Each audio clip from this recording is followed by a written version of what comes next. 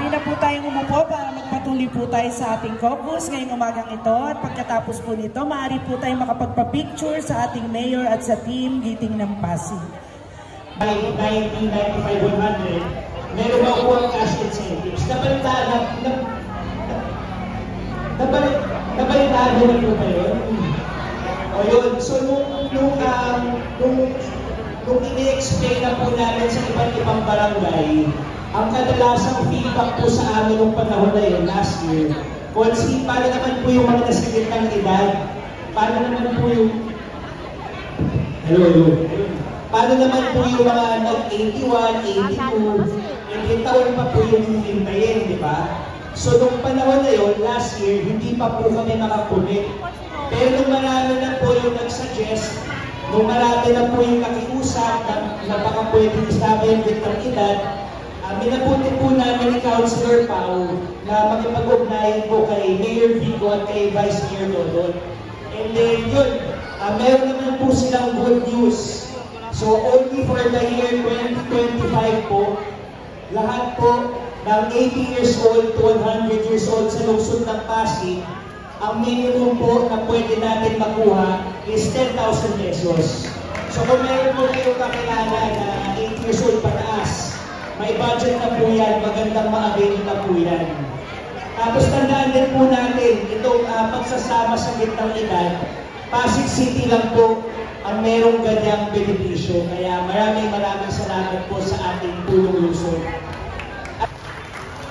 Ayan, magandang umaga po sa inyong lahat. Una sa lahat, maraming salamat po sa mainit na pagtanggap ninyo sa Giting ng Pasig. Ako po si Coach Paul Sinogat, isang NGO worker, development worker, dati kong guro, at ngayon po ay proud na bahagi ng Giting ng Pasig. Tayo din po ay proud na anak ng isang ordinaryong manggagawa. Ang tatay ko po ay isang repairman. Alam niyo yung repairman yung gumagawa, nagdubuting pag may nasira sa bahay. Pero ang specialty po niya, ganyan, mga speaker. Kaya pag mag-New Year, pag-birthday po kayo, galalgal o basag yung tulog ng speaker ninyo, dali niyo lang po sa tatay ko. Sabihin niyo lang po yung pangalan ko. Sisingilin pa rin po kayo na. Pero pininasay po, bakit ko po din nababanggit? Alam niyo po kahit tayo po ay hindi nagmula sa malaking pamilya o political na pamilya, lalo higit, wala po tayong malaking makinarya. Naging bahagi po tayo ng Giting ng Pasig noong 2022. Pero may iba pong kalooban ng Diyos, bagaman tayo po ay hindi pinala, alam niyo po, ginawa pa rin po natin ang ating trabaho. Itinayo po natin ang Pasig City CSO Academy. Alam mo po, na-inquire ko na po ito dito nung pumunta kami yung Mina, no? Marami lang po, marami din napaiyak sa Mina dito. Yung tita, lagi nyo sinasabi, nakamina ka ng dito. Kasi po ang pangalan ng asawa ko ay Mina. Si Tita lagi sinasabi ko, yung pumunta ko rito, nakamina ka ng dito. Ayan po si Mina, ang namin akong dito. Mas pogi pa po sa akin yung asawa ko.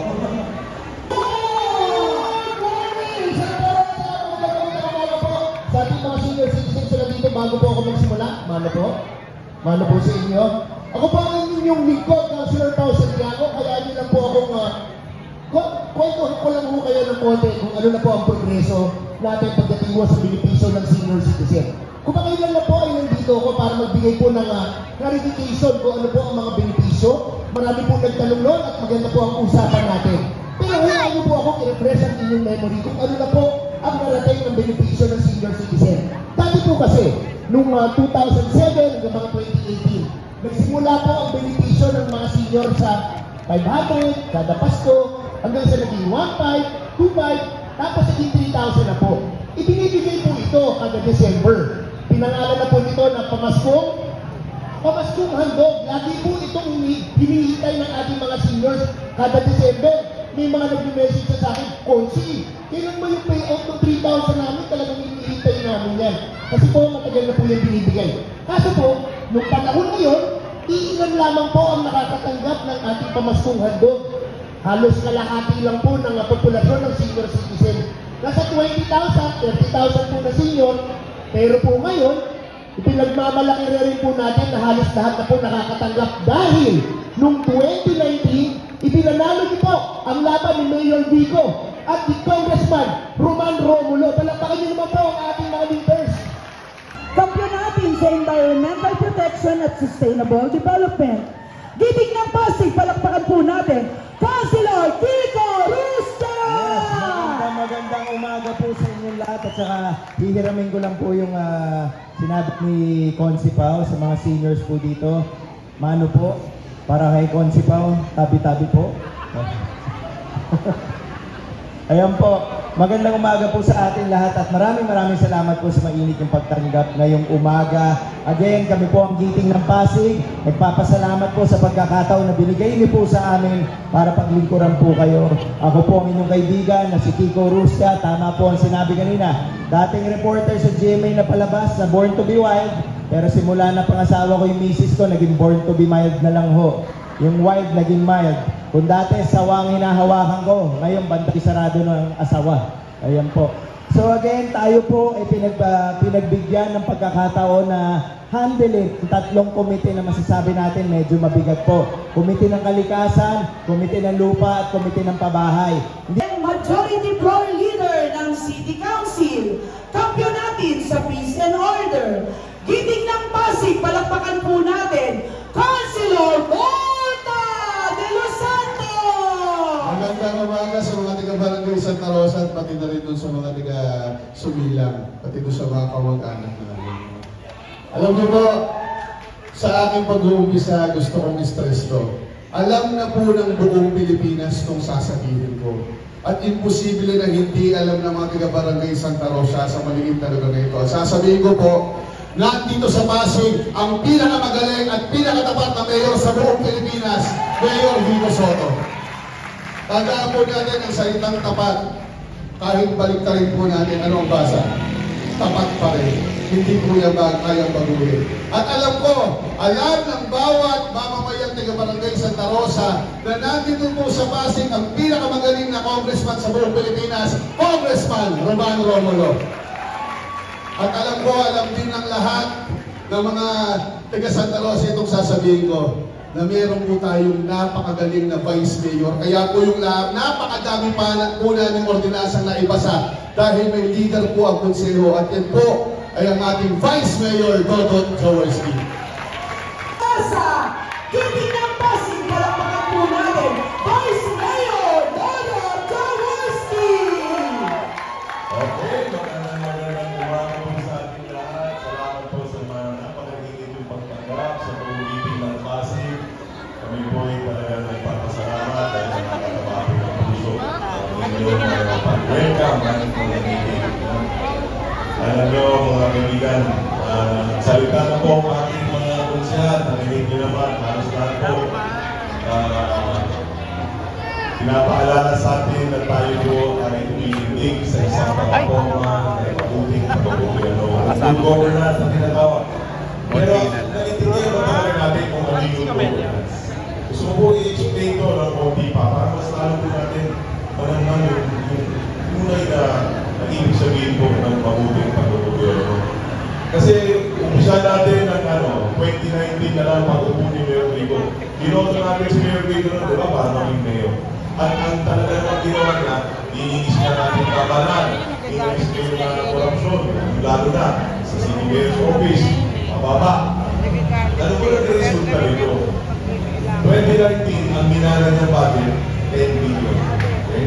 So, para lang, kaya matapasik, di ba? May 10 billion po tayo budget eh. Tinamaan pa tayo ng pandemya, 2022, at dumating 2022, kahit na yung ibang lungsod, nagpabaan po yung connection, dito sa Pasig tumaas. Mula 10 billion naging 13.5 billion. 2022, binoto niyo naman kami, Giting ng Pasig, binigyan niyo akong mayorya sa lumpunan natin konsero. Nakasama po namin si Congressman Roman, si Mayor Vico. Kasi noong 2019, silang dalawa lang eh. Pagdating ko ng 2023, ang pinasa po namin budget from 13.5 billion the previous year to 15 billion. 2024 naging 17.2 billion. Itong taon na ito, 22.4 billion na po ang budget. Isipin ninyo, dahil po sa mabuting pag-gobyerno mula 10 billion 5 years ago, ngayon po more than double, 22.4 billion na ang budget mo. Congressman Roman Romulo!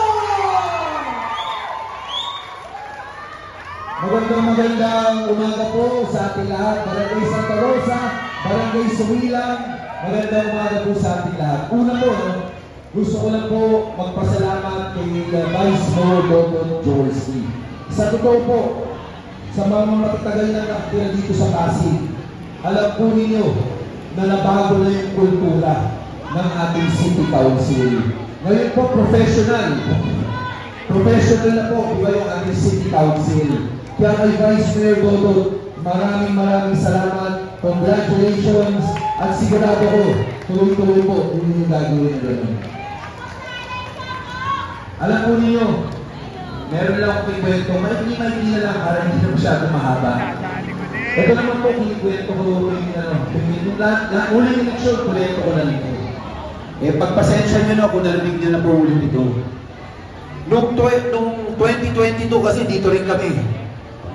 Alam po ninyo, may isang politiko na during the campaign season, sa sobrang init ng panahon, namatay. Nung namatay po siya, siyempre pupunta na siya either sa langit o sa impyerno. Nung nagising siya, pagkamatay niya, papunta na siya doon, ang nakita po niya, ang sumalubog sa kanya, si San Pedro, doon sa pearly gates. Sabi niya, oh, okay yan. Si San Pedro sumalubog sa akin. Ibig sabihin, papunta na akong langit. Paglapit ngayon niya kay San Pedro, sabi niya, San Pedro, maraming salamat ha. Halika na. Paghintay, samahan mo na ako sa langit. Sabi ni San Pedro, teka, may bago tayong polisiya ngayon. Ang gusto natin, merong karapatan ang individual pumili kung pupunta siyang langit o pupunta siyang impyerno. Sabi nung politiko, San Pedro, alam ko ang langit, gusto ko langit. Hindi ko na kailangan makita yung langit at impyerno. Diretso na tayo doon. Sabi ni San Pedro, hindi pwedeng ganyan. Kailangan makita mo pareho bago ka magdesisyon. So sabi niya, sige. Sabi ni San Pedro, ano gusto mo unahin? Langit o impyerno? Sabi niya, San Pedro, langit na muna. So pumunta ngayon siya sa langit. Pagpasok niya sa langit, ito po talaga yung nakita niyang langit. Alam niya, may mga batang kumakanta, mga anghel na kumakanta, maaliwalas, maganda yung klima. Sabi niya, ito talaga ang langit. Sabi niya, San Pedro, okay na ako, dito na ako, para, alam ko naman ito talaga ang alam kong langit bilang sabi sa kanya ni San Pedro, hindi pwede. Kailangan makita mo rin ang impyerno.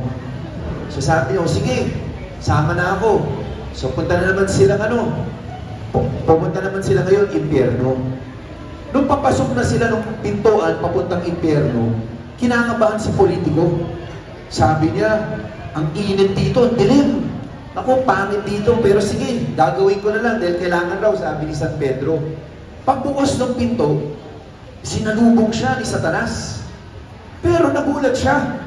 Pag salubong sa kanya ni Satanas, iba yung nakita niya ang impyerno. Unang-una, maaliwalas din. Hindi mainit. Ang ganda ng klima. Hindi malamig. Hindi mainit. Yung tamang-tama lang. Sabi niya, parang iba to Sabi ni Satanas, teka, gutom ka ba? Baka tagal mo na hindi nakakain. Sabi niya, ayaw niya umuwi muna. Kasi kinakabahan siya, impyerno yun. Baka anong pakain sa kanya. Pero syempre, sabi niya, sige po, kahit konti lang. Pumasok ngayon sila sa isang kwarto. Pagpasok nila, nagulat siya. Buffet. Lahat ng paborito niyang pagkain, lahat ng gusto niyang inumin, nandun po lahat. Kaya sabi niya, sabi niya, iba pala dito sa impyerno. Okay pala. Ang daming pagkain, lahat ng paborito. Sabi niya kay Satanas, ganito pala dito sa impyerno. Akala ko dati walang pagkain, di masarap. Ba't ang sarap lahat? Sabi ni Satanas, ganito kami dito, maganda talaga.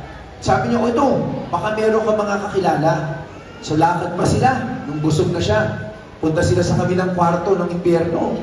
Pagpasok niya, nakita niya yung mga barkada niya. yung mga mataling niyang kaibigan. Pagpasok niya, sabi sa kanya, pare, ang tagal ka na namin nihintay. Ba't ngayon ka na umabot dito? Sabi niya, oh, kamusta kayo? Eh, okay naman kami dito. Sabi niya, ikaw, upo ka muna, relax tayo lahat dito.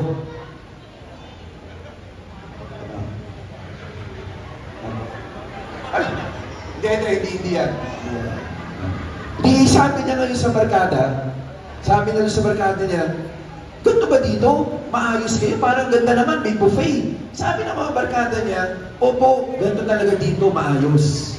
Sabi niya, eh paano kung anong ginagawa niyo dito? Eh, natama ako. Eh,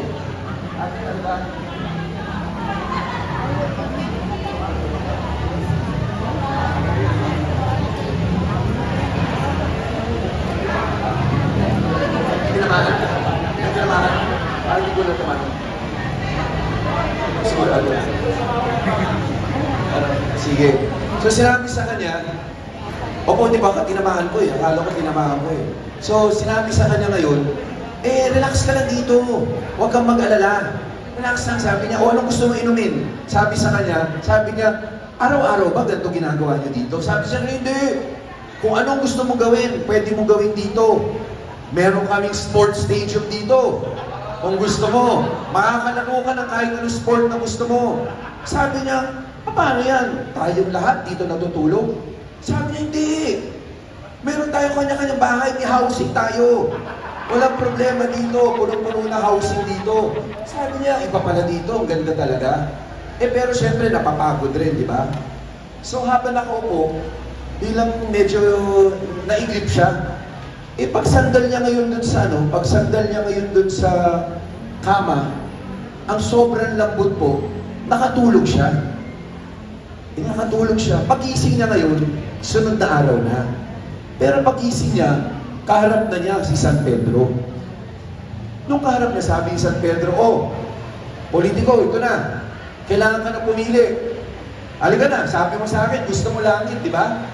Sabi niya, San Pedro, yun talaga gusto ko dati. Pero ngayon na nakita ko pareho, iba pala sa impyerno. Kasi ang dami rin mga okay rin pala sa impyerno. Sabi ni San Pedro, sigurado mo? Sabi niya, opo, sigurado ko. Kasi nakita ko, ganda. Sabi niya, sige, bahala ka. Punta na ngayon siya sa elevator. Prenes niya yung letter I. So, diretso na, impyerno. Excited na siya. Sabi niya, ito na. Makakakain ako agad, gutom na ako eh. Pag-press niya, pagbukas ng pinto, nagulat siya. Ang dilim. Ang init. Init na init siya. Tapos, parang ang lulungkot lahat ng tao, walang masaya na. Sabi niya, ano nangyari? Hinanap niya ngayon si Satanas. Sabi niya, nung nakita niya, sabi, Satanas, ano nangyari? Eh kahapon may buffet dito. Kahapon, inuman kami ng barkada ko dito, lambot. Sabi ni Satanas, yun? Eh campaign period kahapon eh. Tapos na eleksyon, ito lang tunay. Kinikwento ko lang po ito kasi, kasi yung joke na yan, talagang tuwing eleksyon, dapat kwento yan. Para alam po natin, katulad dito po sa Team Giting, ang sinasabi namin yung nagawa namin. Makwento ko lang po, no? Sa Santa Rosa, ang mahusay na Mayor Vico Soto! Magandang umaga, Barangay Santa Rosa. Kamusta po kayo? Balita ko, may iba daw taga-Sumilang na nandito rin po. Baka meron pang taga-bagong katipunan? Meron. Sinambahan ko lang yun, meron pala talaga. Maraming salamat. Si Kapitana nandiyan yata. Nagkapamahin ng Sumilang. Maraming salamat po sa inyo. Maraming salamat sa napakainit na pagtanggap sa Giting ng Pasig. Yung mga nakatayo, nakaupo sa gilid.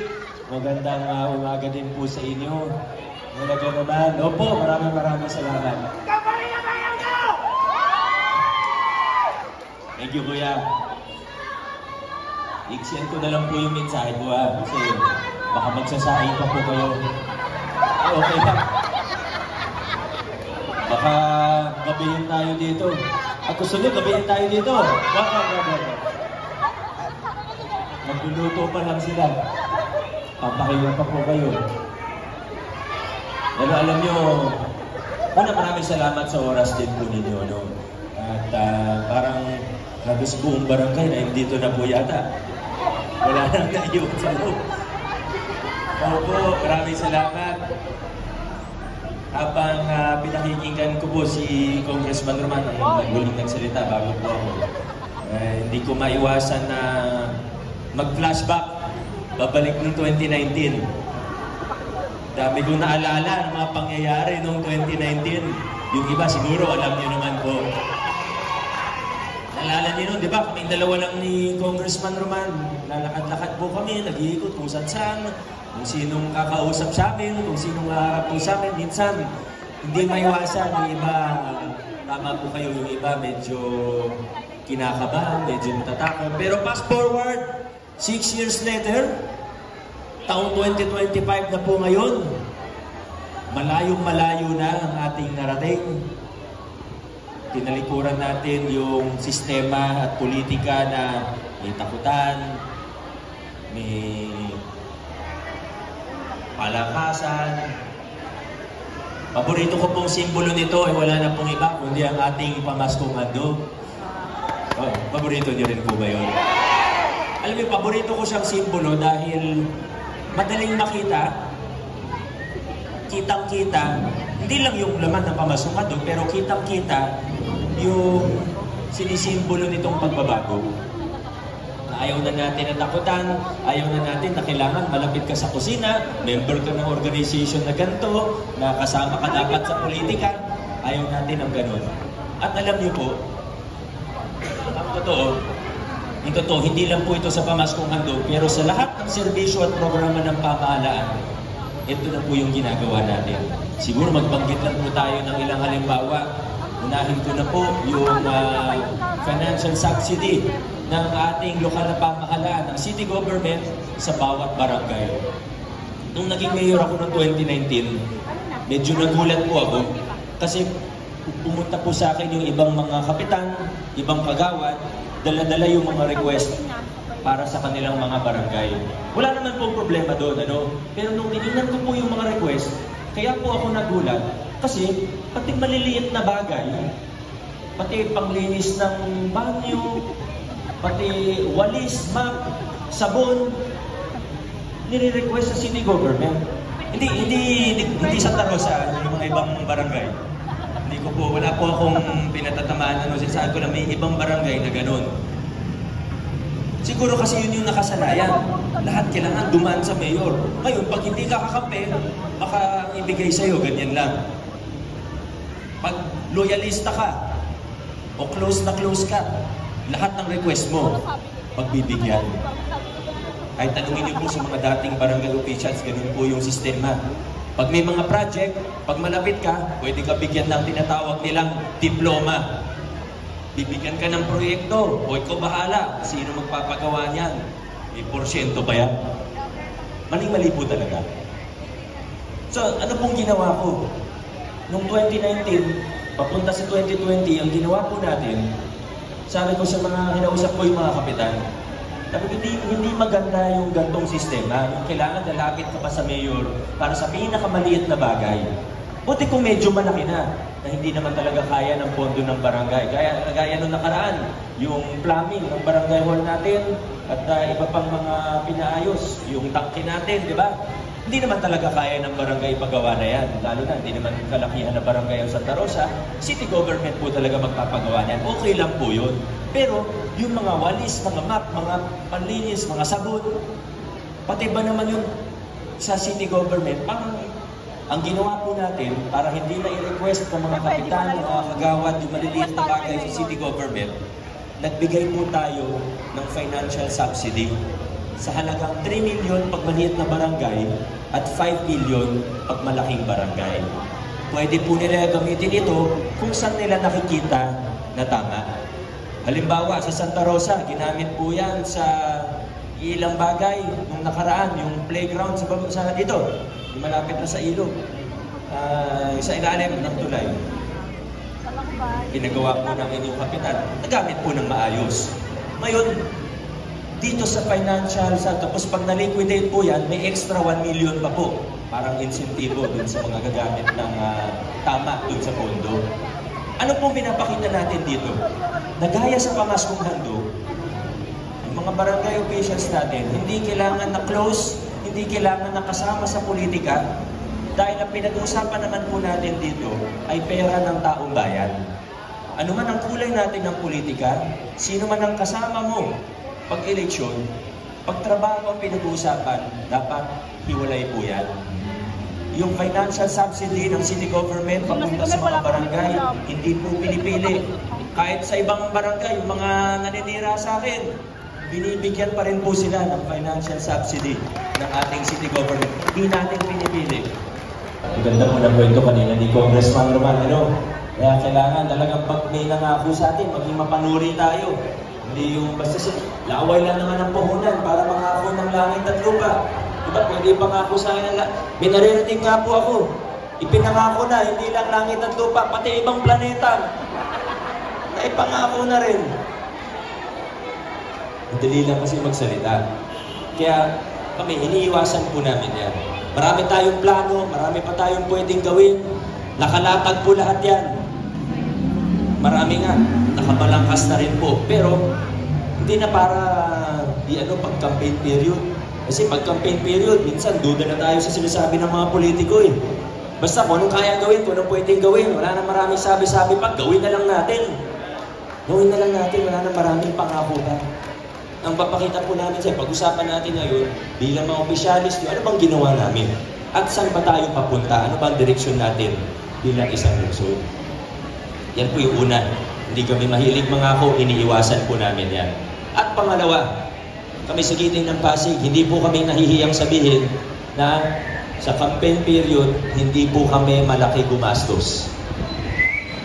At makakaasa po kayo na pag kami ang mabigyan ng pagkakataon, dahil wala naman kaming ginastos na malaki, ay wala rin kaming babawiin mula sa ating lokal na pamahalaan.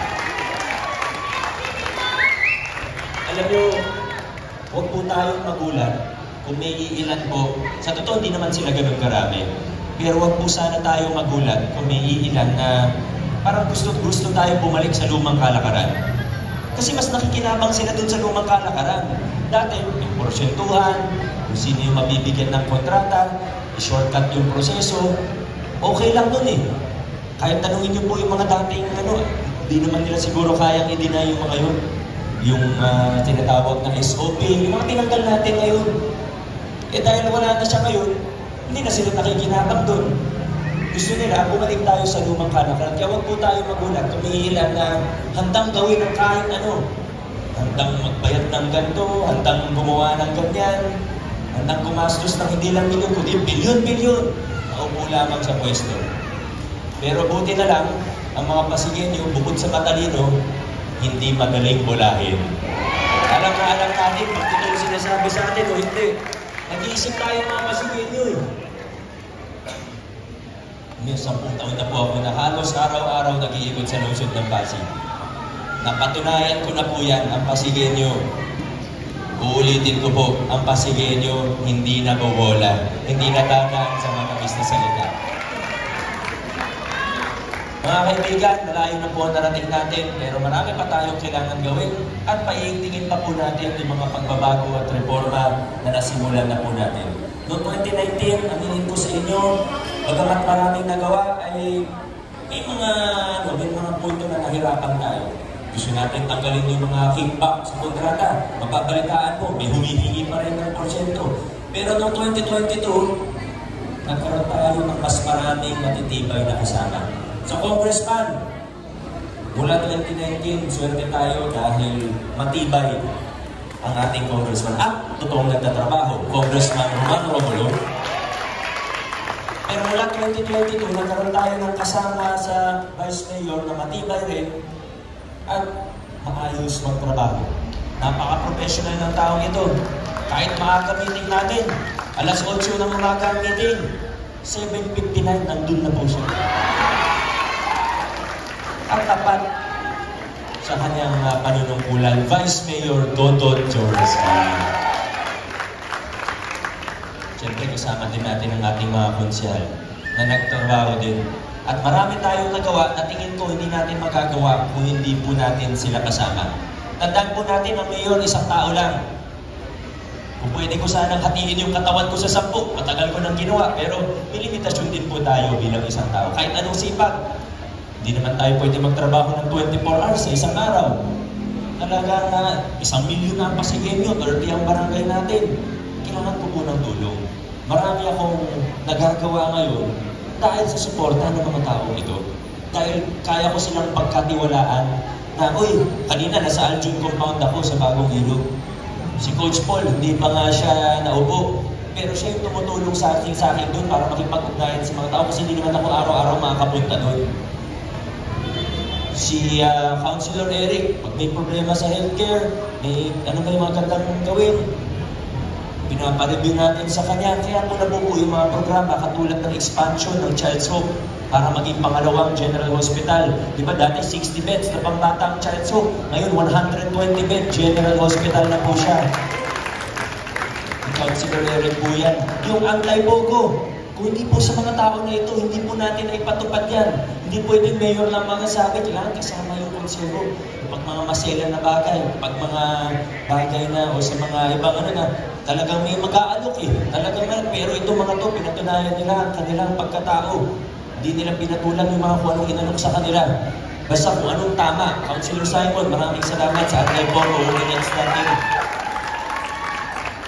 Pagdating sa TODA, tanungin niyo po yung mga kasama natin, mga kaibigan natin, tricycle driver, operator. Noon, pag mag-operate ang toro, may kota. Wala nang maling ginagawa, maghahanap ng mali para hulihin sila ng hulihin kasi kailangan nila maabot yung kota. Ang tumulong sa atin para ayusin ang toro, ngayon, maayos po ang toro natin. Mahuhusay ang toro natin, mga enforcer. Tapos, nalibre pa yung prangkisa nila. Pati yung city plate, di na natin sila i-charge. Sa tulong ni Councilor Volta, hindi ko yan kinaya lang isa, kailangan ng tulong ni Councilor. Wow, pogi. Yung sa senior citizen, yung nabanggit ko kanina, yung local senior pension, si Councilor Pao Santiago. At yung sa Palupa, ito, alam niyo, minsan hindi nito na pag-uusapan eh, pero sa totoo, ang isa sa pinakamalaking accomplishment ng ating administrasyon sa nakaraang 6 na taon ay yung tulong sa maraming pamilya Pasigueño na dekada-dekada nang nahihirapan sa sitwasyon nila sa lupa. Sa Ismar, 40 years. Yung Land for the Landless sa Palatio, sa 40 years din po yan. Yung sa Malasaga, yung tayo naman sa Pinagbuhatan, nasa 50 years. Sa nakaraang 3 taon, mahigit 3,000 pamilya Pasigueño ang natulungan natin para mapasa kanila ang lupa na kinatatayuan ng mga bahay po nila. Ang nanguna po dyan sa Sangguniang Panlungsod ay si Kiko Rostia. Muli po, ako isang tao lang, may hangganan ng kaya kong gawin, may limitasyon. Kahit anong sipag natin, kailangan natin ng mga katuwang. Kailangan natin ng mga kasama na hindi porket mabait lang, hindi porket pogi lang, pero ang pinaka-importante, mga tao na kasama natin, kapareho natin ng prinsipyo, yun ang pinaka-importante.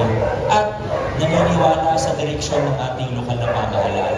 Na kapareho natin na gusto ng maayos na pamamahala, na tapat na pamamahala, na talagang totoong tutulong para tumaas ang antas ng serbisyo at mga programa ng ating lokal na pamahalaan. Mga kaibigan, sa lungsod ng Pasig, hindi na po tayo liliko-liko pa, mas lalong hindi tayo yu-turn. Sa lungsod ng Pasig, dire-diretso lang po tayo. Maraming salamat, Barangay Santa Rosa, at sa mga taga-sulilang, bagong katupunan, God bless, Pasig City. Maraming salamat po. Hindi boto ang number 4 sa balota, Mayor Vico Soto!